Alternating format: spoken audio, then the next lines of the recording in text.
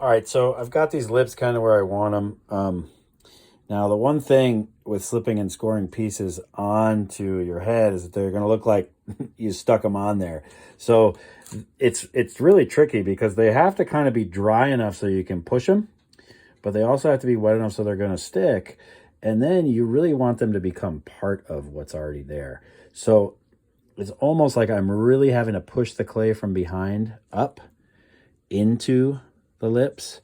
And you know, that transition sometimes requires taking some of that clay that's already there and sweeping it up into the lips as you push the lips back into. So you're going to mess up your work a little bit because you've got to make it kind of become part of the form, if you get what I'm saying.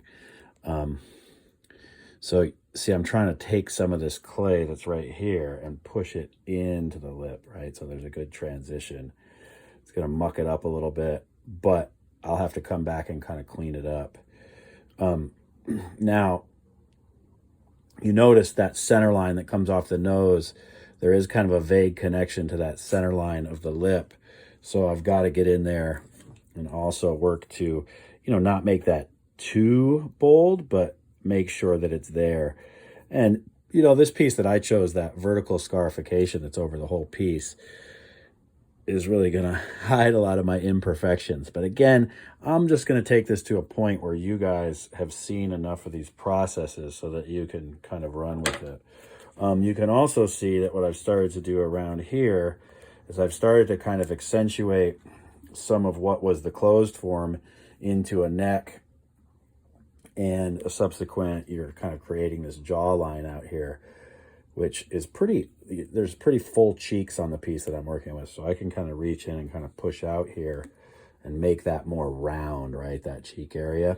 But then what I'm also doing is I'm creating this ledge right here. All right. See how there's kind of this inner ledge?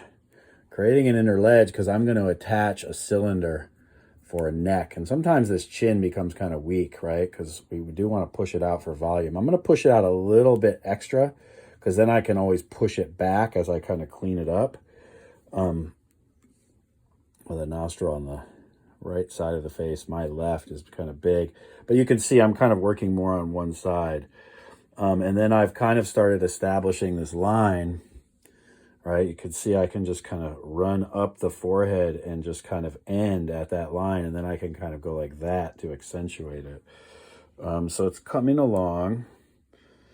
Maybe it could be a little bit longer. I'm still getting this flat spot from laying it down, but it's starting to kind of harden up. One of the last things I'm going to do is create kind of an indent here, just about a little higher, but even with the eye back here. You see I'm pushing my thumb pad in it, and that will be ultimately where an ear will sit. And I'll probably do the ears somewhat like the lips. The important thing is that you really get a good push in where the ear goes. Otherwise, the ears are going to look like they're sticking way, way out, okay?